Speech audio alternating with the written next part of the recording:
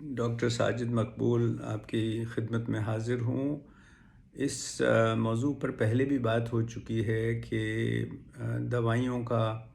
اور خاص طور پہ اینٹی بایوٹکس کا غیر ضروری استعمال نہیں کرنا چاہیے۔ میں پھر دہرانا چاہتا ہوں کیونکہ ابھی ایک ہفتہ اسی سلسلے میں بہت سی تقاریر بھی ہوئی ہیں اور تقاریب بھی ہوئے ہیں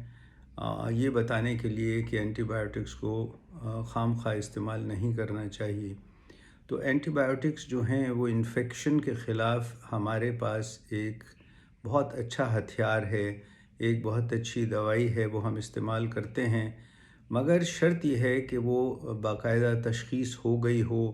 اور آپ کے ڈاکٹر نے اس پہ سوچ بچار کرنے کے بعد ایک خاص قسم کا اینٹی بایوٹک آپ کو دیا ہو، پھر تو یہ صحیح ہے۔ مگر ہوتا یوں ہے کہ ہمارے معاشرے میں والدین خود بھی دوائی دے دیتے ہیں، کچھ ڈاکٹر بھی زیادہ استعمال کر لیتے ہیں، اور اگر آپ یہاں فارمیسی میں جائیں تو وہاں پر بھی کچھ جو وہاں کام کرتے ہیں فارماسسٹ وغیرہ یا جو اس دکان کا خیال رکھ رہے ہیں وہ بھی اپنے طور پہ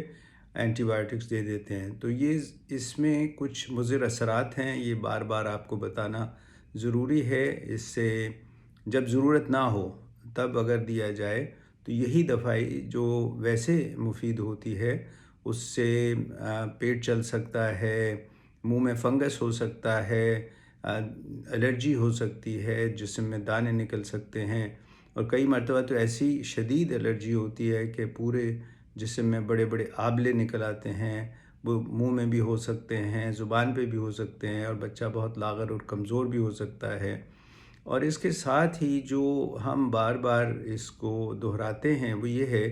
کہ اگر ہم اینٹی بایوٹکس ایسے وقت پہ استعمال کریں گے جب اس کی ضرورت نہیں ہے، کیونکہ بہت سی بیماریاں جو آج کل چل رہی ہیں وہ وائرس ہیں اور ہمیں اینٹی بایوٹکس کی ضرورت نہیں ہے، تو اگر ہم بار بار استعمال کریں گے تو پھر جب ان اینٹی بایوٹکس کی ضرورت پڑے گی تو وہ دوائی کام نہیں کرے گی، یعنی اپنا اثر چھوڑ دے گی، تو پھر ہمیں کوئی اور اینٹی بایوٹک استعمال کرنا پڑے گا۔ ایسا ہمارے ملک میں ہو رہا ہے، مثلاً ٹائیفائڈ ہے، ایک بیماری ہے، اس میں جو عام دوائی ہم استعمال کرتے ہیں وہ کام نہیں کر رہی۔ بہت سی اور بیماریاں ہیں جو پاکستان میں بھی ہیں، دنیا میں بھی ہیں، خاص طور پہ تذکرہ کروں گا ٹی بی کا، کہ جس میں جو پہلے ہم دوائیاں استعمال کرتے تھے وہ اب کام نہیں کر رہی ہیں اور ہمیں اور دوائیاں دینی پڑتی ہیں جو مہنگی بھی ہیں اور ذرا مشکل سے حاصل ہوتی ہیں۔ تو اگر ہم پہلے سے خیال کر لیں، اور اسی طرح ملیریا بھی ہے، ملیریا میں بھی اب ایسی دوائیاں استعمال کرنی پڑتی ہیں جو پہلے ہم نہیں کرتے تھے، کیونکہ وہ جو پہلے دوائیاں استعمال کرتے تھے وہ اب اثر نہیں کرتی ہیں۔ تو میں پھر گزارش کروں گا تمام والدین سے، اور اگر کوئی ڈاکٹر صاحبان یا فارماسسٹ اس کو سن رہے ہیں تو اس چیز کا خاص خیال رکھیں کہ دوائیوں کا بے جا استعمال، خاص طور پہ اینٹی بایوٹکس کا استعمال تکلیف پہنچا سکتا ہے بچے کو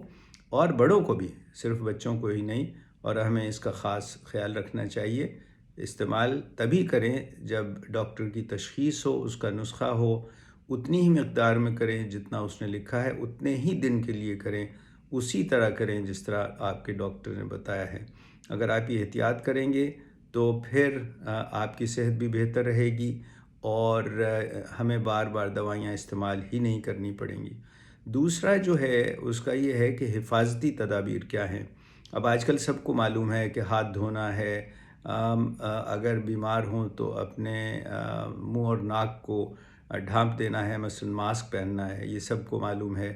اور اس کے علاوہ حفاظتی ٹیکے لگانے بہت ضروری ہیں۔ اگر حفاظت ہو جائے تو یہ بیماریاں نہیں ہوں گی، بیماریاں نہیں ہوں گی تو پھر ہمیں یہ اینٹی بایوٹکس استعمال نہیں کرنے پڑیں گے۔ اسی طرح صاف ستھرا کھانا اور صاف پانی پینے کا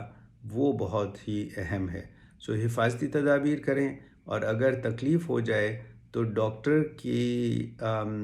تشخیص اور اس کے مشورے کے بغیر اینٹی بایوٹکس استعمال مت کریں۔ انشاءاللہ میں کچھ اور ویڈیو کے ساتھ پھر حاضر ہوں گا۔